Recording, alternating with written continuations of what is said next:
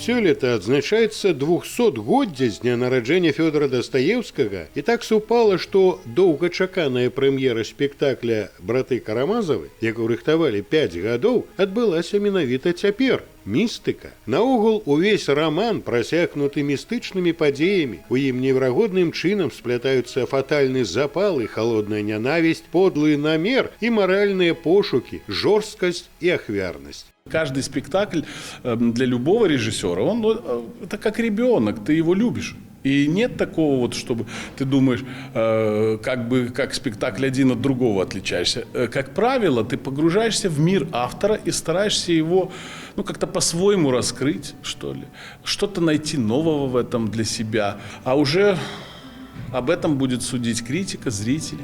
У спектаклі уяўная дабрачыннасць абгортваецца абыякавасцю, пажадлівасць сапраўднай любоўю, а бязмежная свабода душэўным хаосам. Гісторыі яркіх асоб, мужчын і жанчын, якія прагнуць любові, праўды і справядлівасці. Акцёрскі склад быў абраны амаль адразу. Для кожнага з іх гэты спектакль стаў падзеяй, кожнаму было цікава прааналізаваць і разабраць сваю ролю, як, напрыклад, Руслану Чарнецкаму, які увасобіў Дмитрия Карамазова.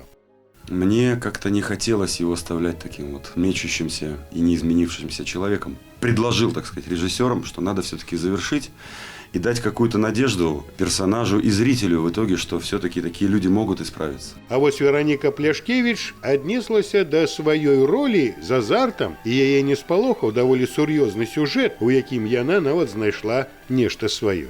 Азарт, я почувствовала азарт. Страха не было, просто было огромное желание это сделать. Мне кажется, что я где-то очень близки с моим персонажем, моей Грушенькой. Мне она понятна.